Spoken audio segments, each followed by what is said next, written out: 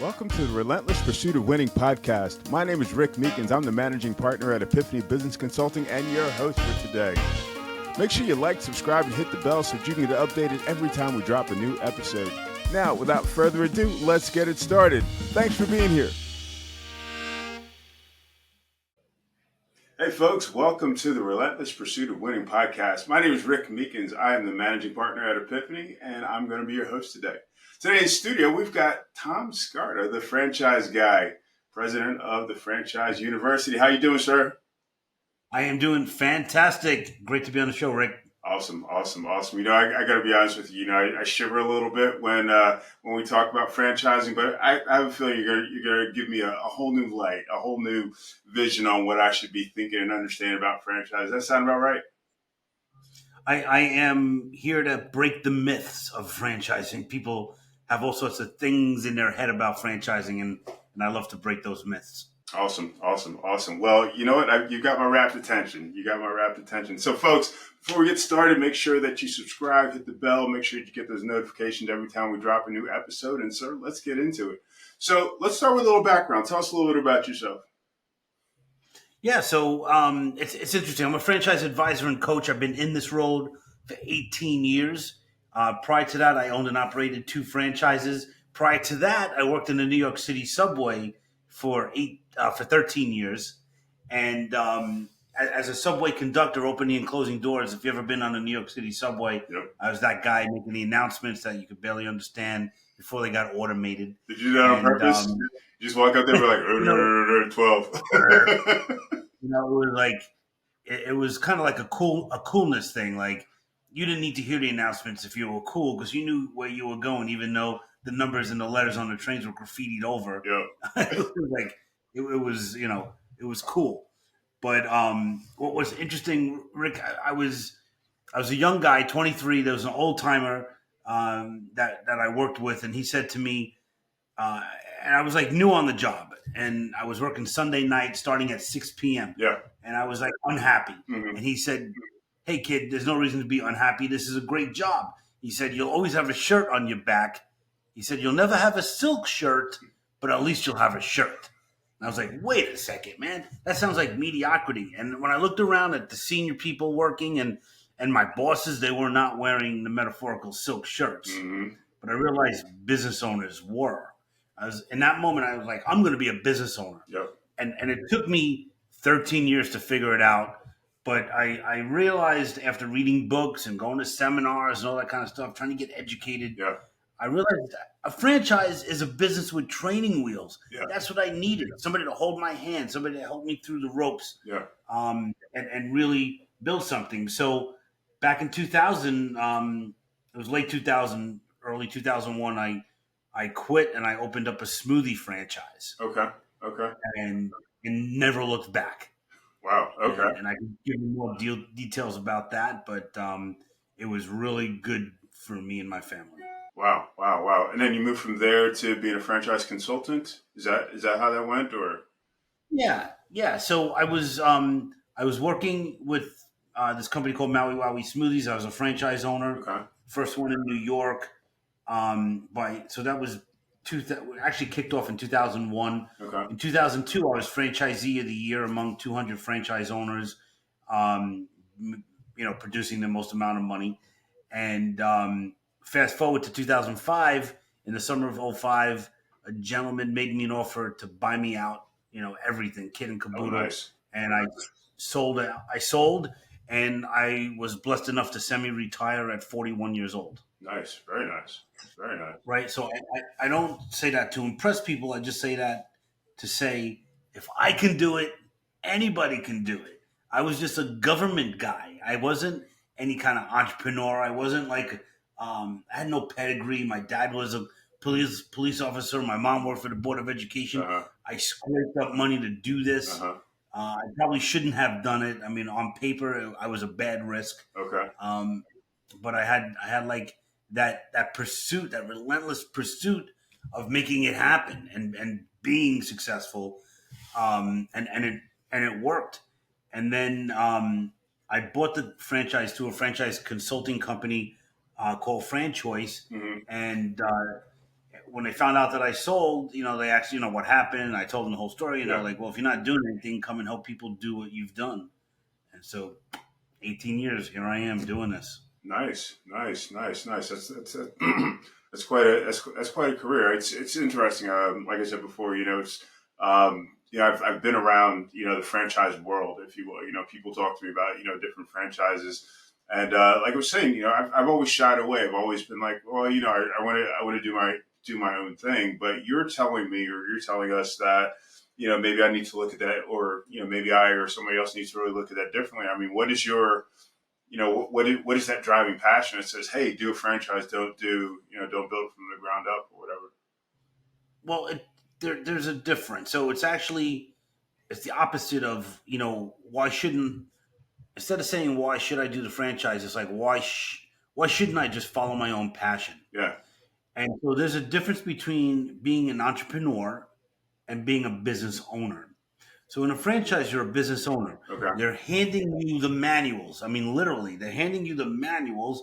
They're training you. They're teaching you everything you need to know to run the business. Yeah. And you're working within this pattern, which works well for a lot of people, like me. Um, if you're the kind of person that has an idea and you're like, you know, I don't care. I'm going to make this work. I'm going to work 24 hours a day, 7 days a week. Yeah. Um, you would go crazy in a franchise Yeah. that may not be for you, Yeah. and you need to follow your whatever that mission is, whatever is calling you deep down inside to do your own business. You do it.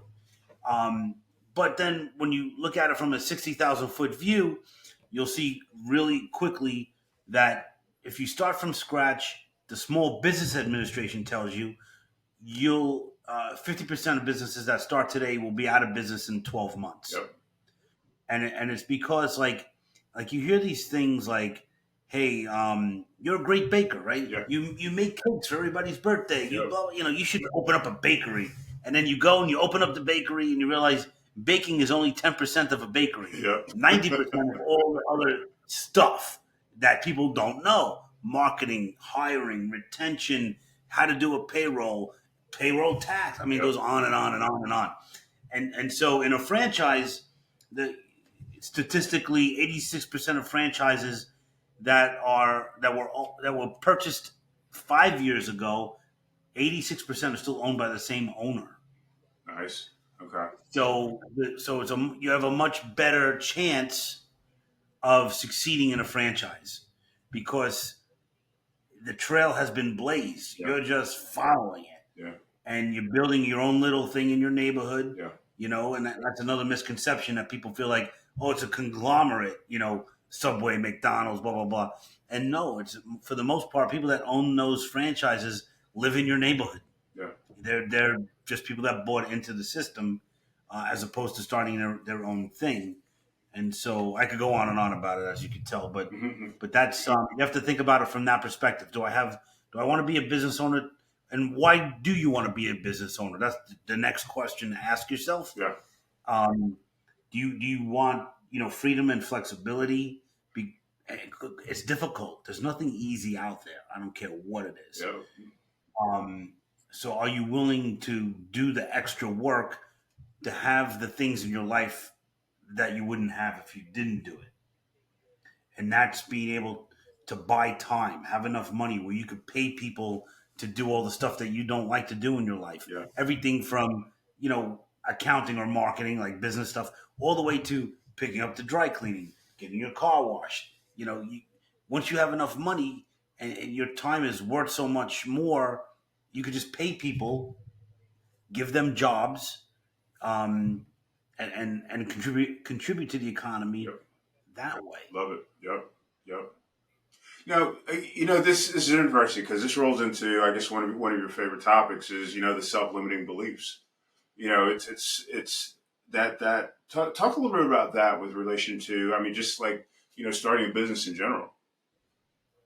Well, it's interesting. So I tell people, as they contact me to buy a franchise, it's very exciting, at the very beginning. It's like, we're going to look at all these different franchises, and you're going to be excited. You're going to be, oh my God, am I going to buy franchise A or franchise B? Yeah. And really, it doesn't come down to franchise A or franchise B. Your final choice is the choice between uncertainty or unhappiness. Yes. And that's like the thing. So when you think about that, so unhappiness is sticking with a limiting job, sticking with, whatever it, the commute, the stupid boss, all of that stuff. But choosing uncertainty is where magic happens. And that's where you could build an organization, you can have, freedom, time, flexibility, create jobs. I mean, it's endless what you could do with a business. Right. Right. And Absolutely. that's kind of like, right. So that's the fun part. And the thing is we're taught to go to school and get a job. We're not taught to go to school and buy a business, True. right? So what I was just saying to one of my colleagues last week, I came to an epiphany just 2 weeks ago.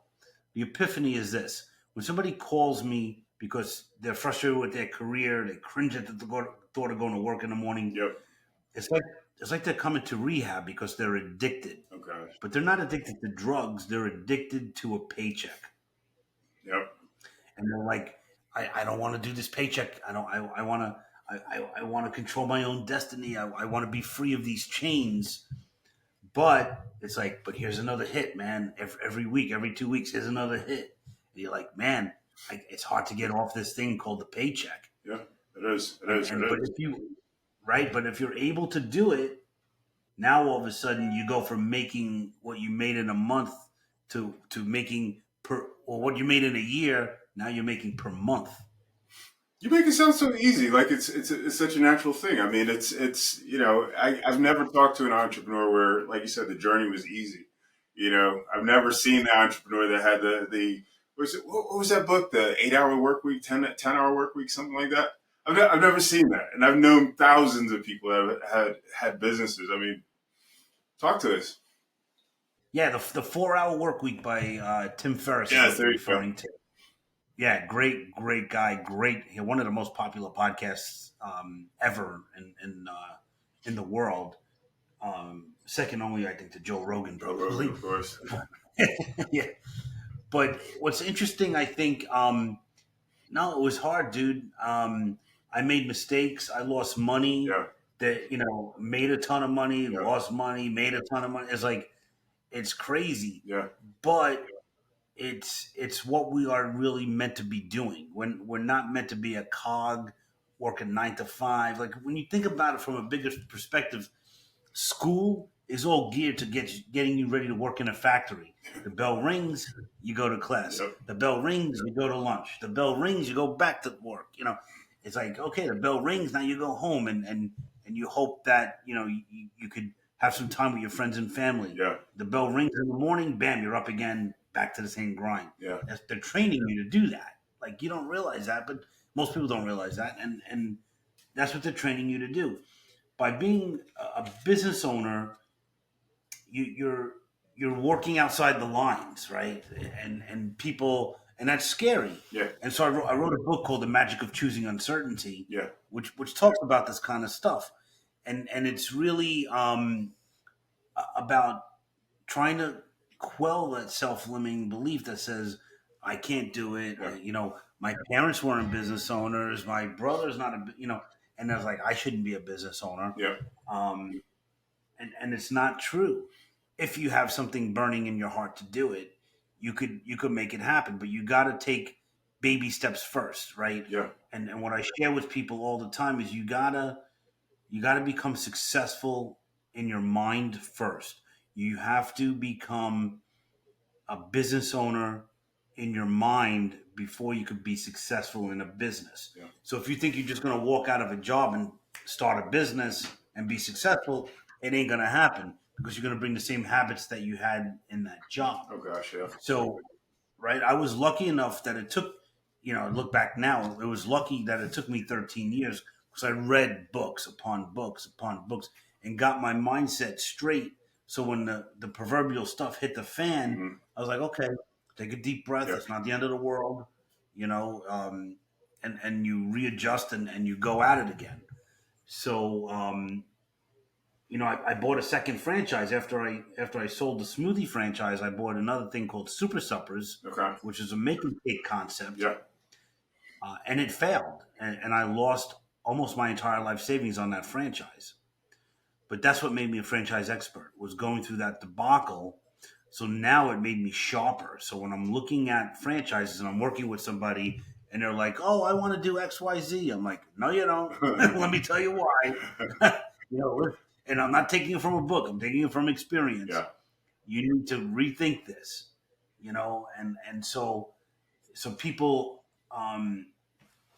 align with my process, and how I help them through this model, and also what's very cool in my opinion anyway is that a lot of people I talk to at the end of the process, which takes like 6 or 8 weeks, Hmm. they realize based on facts franchising is not for them, Oh, interesting. and that's Okay. cool, right? That's great. So that's the process working, and I saved them a lot of money, So, a lot of heartache, which is good karma for me. I mean, I don't make any money on that, and I worked with that person for all that time. To me, it doesn't matter because I saved somebody from something bad, which I think will be good on me down the road. yeah. So I will talk to anybody and help them through it. Um, and it's just you're not. The thing is, if you have a this thing in your heart, and you feel like I want to be a business owner, and you never execute that, you will always regret the Oh, things yeah. that you did not do. You will not regret the things that you did do. So if you don't do it, you'll have a low hum of frustration in your life, for your whole life, That's a big and motivator and right you have there. to right, and you have to live with that. Yep. Like, man, like I could have been, what's that phrase? I could have been somebody. I could have been a contender. You got the voice and everything. I love that. I love that. You talk about your process, your 6 to 8 week process. What's the purpose, and what's it about? So it's about the person that I'm talking to, Yeah. right? It's about helping them define what their skill sets are. Okay.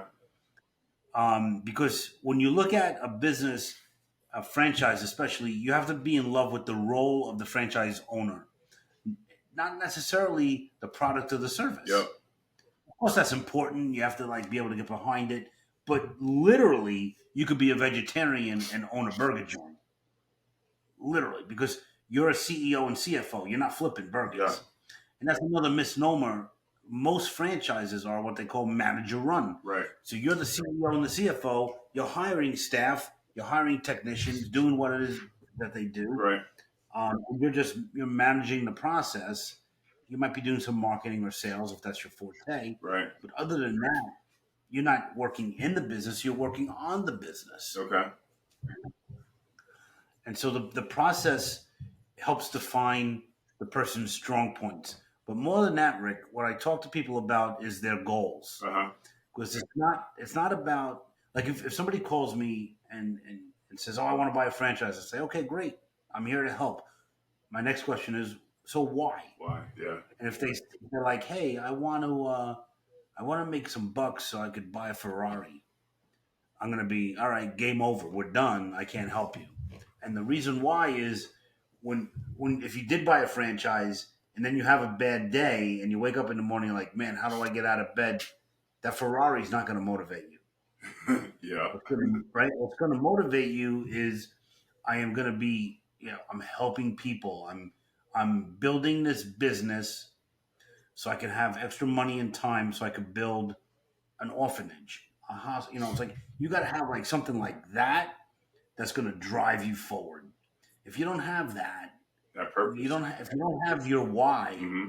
it ain't never gonna work. Yep. That's why I got this poster on the back wall here that says "Remember your why." Oh, I love that. If you could see that, Yeah. Yeah. Yeah. Yeah. I love that. I love that. you got to remember your why because that's what's going to drive you. And so usually somebody starts with like, "I hate my boss. I want to buy a business. I love donuts, so I'm going to buy a Dunkin' Donuts." And that is bad. That's not the way you approach a business, right? Right. You do have to have that motivating factor. It doesn't have to be a negative factor. It Uh huh. could be like since I'm a kid, I've always wanted to build, a church or whatever it is. Okay. Um, whether it's a job or a business, it's just a vehicle to get you what you want in your life, Okay. right? If you want to just pay the bills, then a job will do that for you, Yeah. and that's great. That's awesome. Not everybody should be a business owner, Okay. but if you have a passion for something more than that, a business will allow you to scale and allow you to build. A lot of people are like, oh, how much money do you really need to make? Well, I can't help anybody if I'm not making money. Yeah. I got to make money to help people, and that's why I do it. Yeah. Or that's why somebody would do the business. I could go on and on, so you have to stop me. But You're good, my friend. this is like my groove. I'm like, this is me. This is what I talk about. I hear you. I hear you. What is this? So you meant before. You said before you were talking about the role of the franchise owner. You said briefly, they're working on the business versus the in the business and that sort of thing. Talk a little bit more about that, and not just that in terms of the role, but in navigating like those pros and cons, those ups and downs, and like that reality check. Because I think that sometimes in business, we sometimes you get that vision of, hey, everything should be going up, and if it's not going up, then I'm not making progress, or whatever. So the the thing that I'm speaking of, so the role of the owner. So a lot of people, many people, think about the fact like, oh, I would love to own a laundromat. Yeah. So laundromat, I don't have to be there, Yeah. right? So I have one person maybe watching the store, and I don't need to be there. There's no employees. People are just putting money in the machine. Um, and then, like, if they talk to me, I'll be like, okay, you obviously know nothing about laundromats because you're making really no money on the machines. Where you're making money is on the B2B business that you garner. So, as the owner of that laundromat, if you really want to make real money, you got to go talk to the restaurants and get their linens so you could do their linens for them. You got to go talk to the hospitals or the whatever you can do Yeah. because that's where the money is, right? Same with the car wash. You could be, when do you get your car wash? On a Saturday, Hmm. right? So what happens the rest of the week? The rest of the week is where the real money is. That's all the fleet cars. That's the limos, the Uber guys. That's where the money is. You got to go get those guys. Get the enterprise rent a car, Hmm.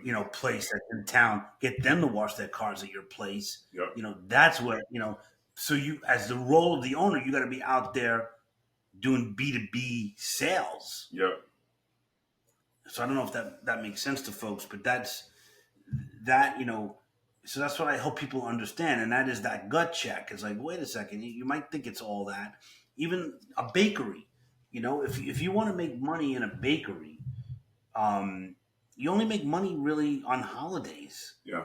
If you want to have a steady income, you got to be wholesaling your cakes to Restaurants and restaurants, stuff. Yeah. Absolutely. Absolutely. catering halls, right? That's how you make money in this kind of economy. But it's always been like that, even in any economy. Yeah. So that's what I mean by the role. So somebody will come to me and they're like, "Oh, I'm an accountant, so I should buy H&R Block." I'm like, "That's the last thing you should buy because you're already an accountant. Why would you buy something where they're going to teach you how to do accounting?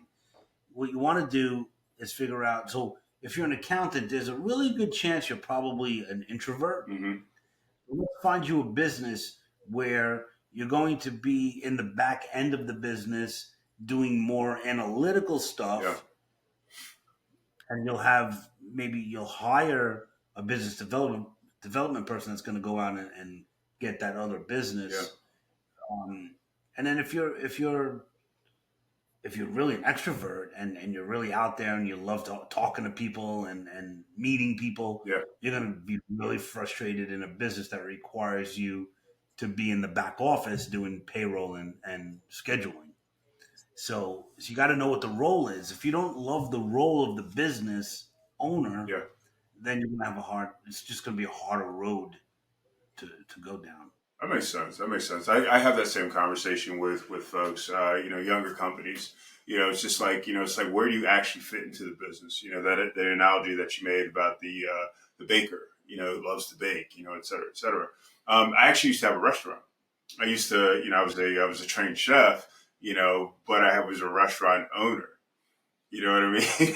And so that was interesting, But I knew that I needed somebody to run the front of the house. I needed somebody to do paperwork and work with customers and all that good stuff because the business couldn't work just on me cooking and that sort of thing. And it was fun. It was very, very hard. It wasn't something I would look back and say, "Hey, I want to open up another one." But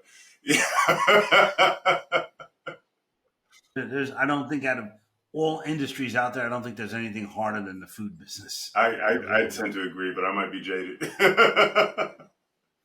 Yeah, it's tough because in the food business, everything's out of your control. Oh gosh, yeah. The rent, the employees, the food cost, everything's out of your control. Yes. And you're hoping to God that you can make payroll at the end of the week. Oh gosh, yes. It's Absolutely. tough.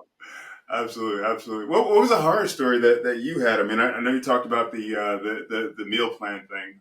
That wasn't um, your dream franchise, but what was something else that happened that you really had to really turn around and like dig in and figure out how to make it work, make life work, really. Well, what comes to mind is one specific day in my smoothie Uh franchise. huh. So I I'm in this franchise and I was operating really it was really two different things. I had New York City and I had Long Island. So although they're only 20 25 miles away from each other, it's like 2 3 hours to drive it in New York traffic. And so during the day, we're doing a show. We're doing in the Jacob Javits Convention Center. We're doing a trade show. Yeah. One of my employees has words with some guy, and they get into a fist fight. Oh no. So I'm like, oh man. So because it's the Javits Center, it's a state building. This becomes like a state thing. It's like not even like local police. It's like state troopers. And so I'm like, so they call me down, and I have to deal with that. I'm like, this is crazy. So now, so he's like going through like whatever the cops are detaining him. They didn't arrest him. Right? There Uh was huh. I don't know how to get out of it, but now it's on me to kind of break down the equipment and do the cleanup at the end of the show. So we have these tiki huts on wheels. They're like $20,000 each, fully contained, hot and cold running water with generator. It's like they're unbelievable.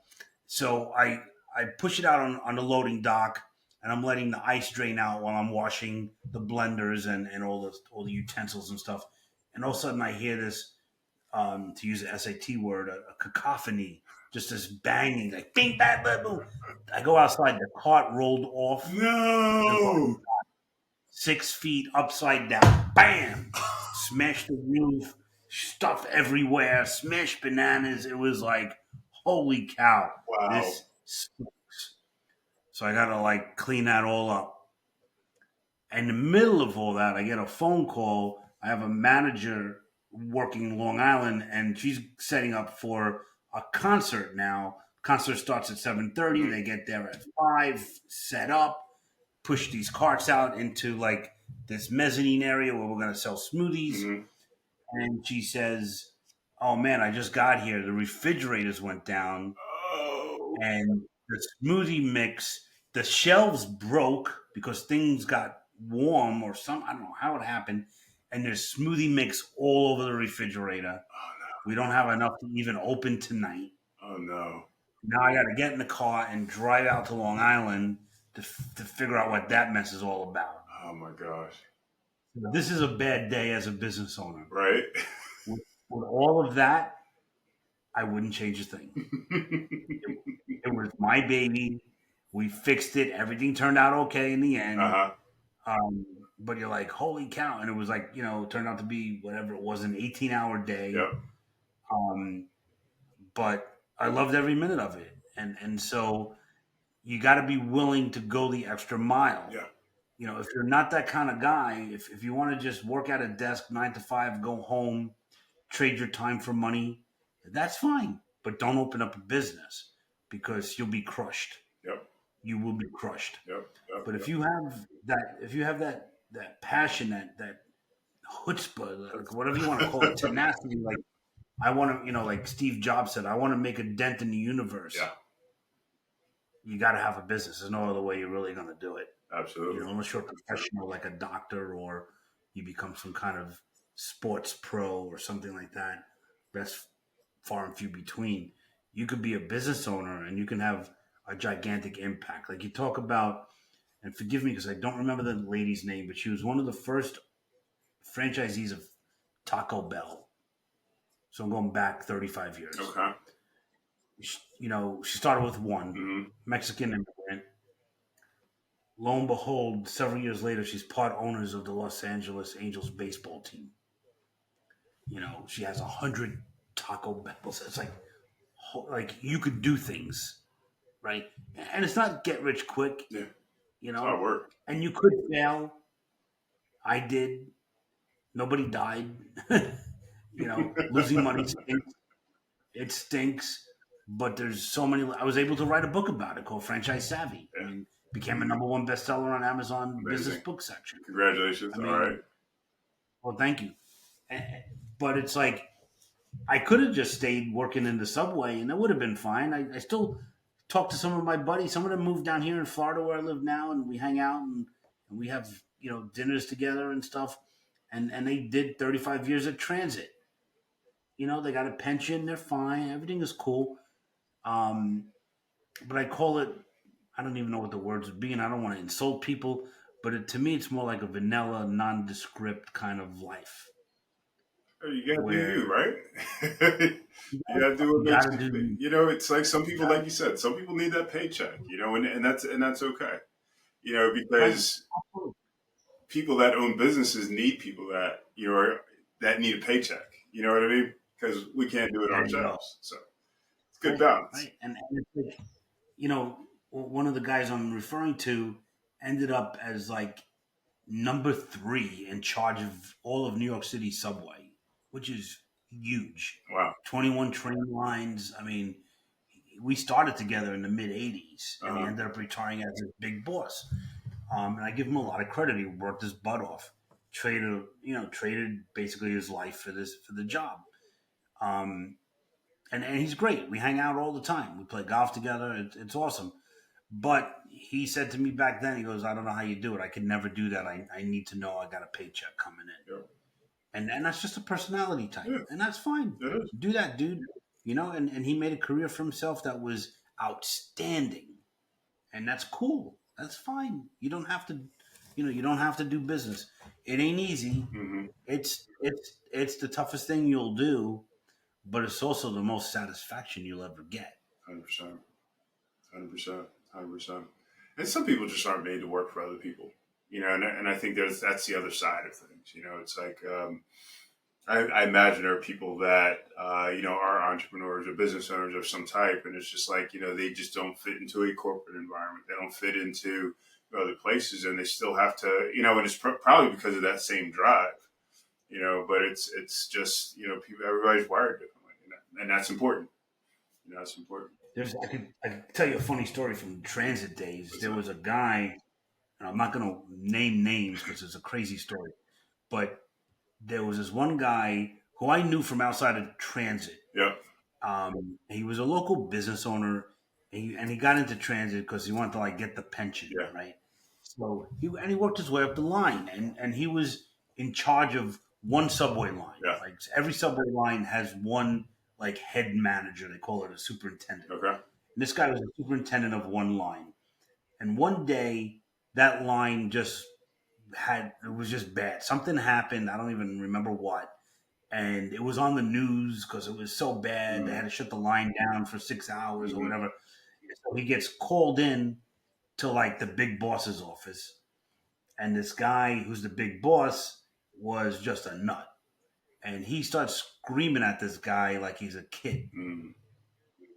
And the guy said, wait a second. Don't be yelling at me like that. He goes, I've been in dark alleys with guns in my belly. I'm not going to take this from you, man. You know what I mean? It's like a real New York scene, right? Right. The guy's like, do not talk to me like that. I don't care who you are. You want to fire me, but do not talk to me like that. And it's like, if you want to like deal with that and put up with that kind of stuff, these stupid bosses that shouldn't be in their positions Oh, anyway, Lord, yeah. empty suits, all that kind of stuff. Um, they're boys in men's bodies. Hmm.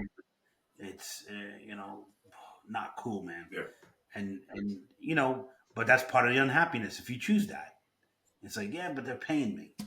But they're paying you like, all right, so they're paying you whatever it is, 100,000, 150,000.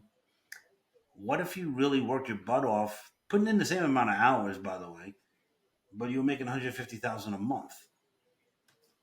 That's not uncommon in a business. I'm not making earnings claims. I'm not talking about any specific businesses, Hmm. but you know, there's a lot of franchises you could do that easy.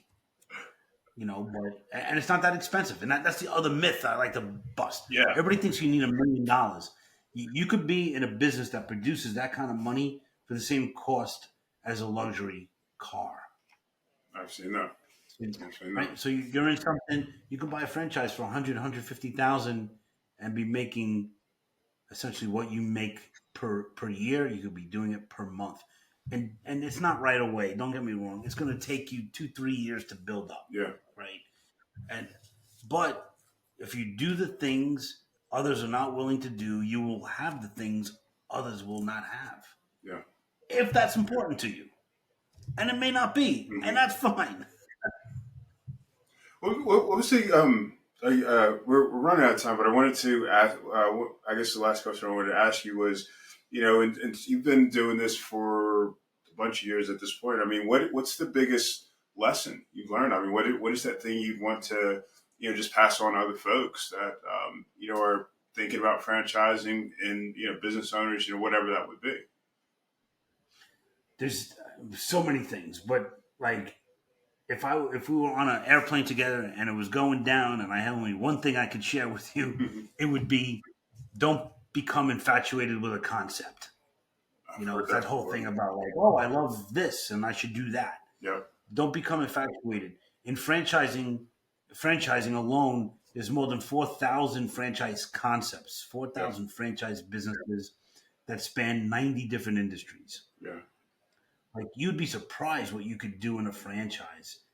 And the thing is, it doesn't have to be. So the part of the lesson is, it doesn't have to be your passion. What it should be is something that allows you to do your passion to your heart's content. Like I had these two guys that I was working with years ago, and they both got laid off from Wall Street, and they called me up. They're like, "We want to get into something that has to do with golf because we love golf." And I'm like, "Okay, um, but if we do that, and you get into like one of these golf franchises because they're out there, in about 6 months you're gonna hate golf if you're trying to pay your mortgage over it because now your hobby became your business, your job. You become resentful. So how about if we try to find you a business that'll give you time and money so you could golf to your heart's content? I love that. They ended up getting into a home healthcare business, and whatever it was, 8 years later, I stayed in touch with them. They lived on Long Island where I was living at the time. Yeah. Um, they ended up playing golf all over the world. St. Andrews in Scotland, Nice. which was the first golf course. I mean, so you got to be able to kind of get out of your own head. You got to find a good, guide. You got to find a good coach to help you get through these kind of roadblocks Yeah. and also the mental thing. And then the number one thing is just fear of the unknown. People, Yep. they get excited, and at the very end, it's kind of like I often talk about it like it's very much like dating. First you're trying to get to know the company and things are cool, Yep. and then you start getting paperwork and you're like, okay, this is kind of getting real. And then, I call then you got to get a loan, right? And I call that buying the engagement ring. Like you could be dating somebody and you could be like, I love you, baby. We're gonna get married. I swear, one day. But if you Better never put a buy an ring on engagement ring, it. so that's what in the franchise world and in this investigation process, If you don't apply for loans or liquidate money or whatever, Hmm. you're never buying a franchise. It just ain't happening.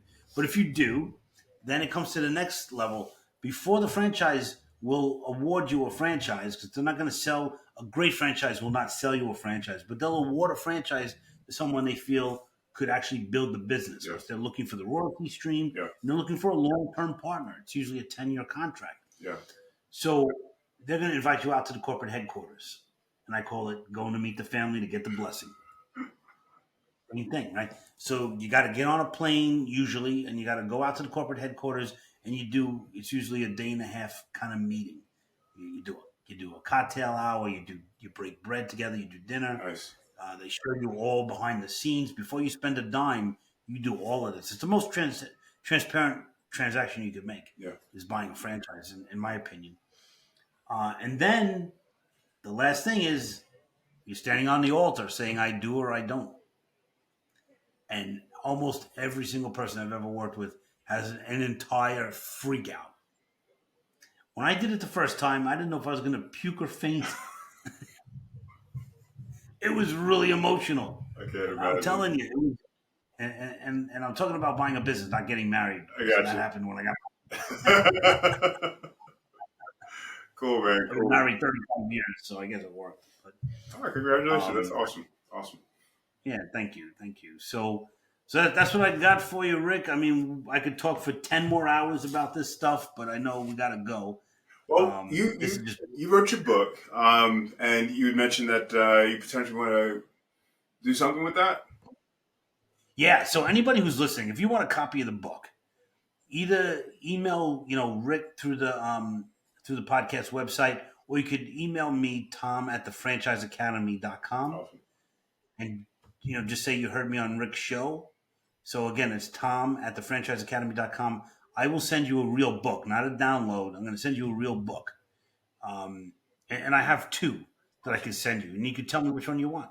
Franchise Savvy, which is all the good and bad and ugly of my franchise experience, or The Magic of Choosing Uncertainty, which is teaching you how to choose uncertainty over unhappiness and making magic happen for you and your family. Love it. Love it. Awesome. Awesome. And if they're interested in having a franchise coach, you know anybody? Yeah, I know a guy. I got a guy. You As I got a say in New York. guy? How do they reach you, I man? got a guy. Same email is the best way to reach you, or they go to your website, they got a form or something like that, or what are you doing? Yeah. Yeah, it's thefranchiseacademy.com. Okay. There's a form there. There's also downloads. I got 220 videos on YouTube. Awesome. There's a lot of education that you can get even before we speak. You could just get on, download that stuff for free. Okay. I have an online course that's a couple of $100. You could just talk to me. You don't need to buy the course. What else? So yeah, thefranchiseacademy.com, tomscarda.com. Same. That's my name. Okay. Same website. LinkedIn. Just put in my name or Okay. the Franchise Academy. If you just Google the Franchise Academy, it'll come up. Awesome. Tom, thank you so much. I really enjoyed it. And what we'll do is I'll put all that stuff on the show notes. So if you go to the page and if you go and watch the video on the website, you can see all that information out the bottom of the page. So again, reach out to Franchise Academy or tomscarter.com. Anything else you want to share before we take off? No, just anytime you have a life decision, choose uncertainty because that's when magic happens. There you go. I love that. Thank you, sir. Thanks, folks, for watching or listening to another episode of what are we now? Pursuit of winning. I love that. I would have stole that title if you didn't take it first. Relentless pursuit of winning. Yes, sir. All right. Thank you, sir. Thank you so much. All right. Appreciate it. Yep. This has been the Relentless Pursuit of Winning podcast. My name is Rick Meekins, and I'm so grateful that you've been here. If you got value from the show, I would love it if you would share it with others. Have a fantastic day.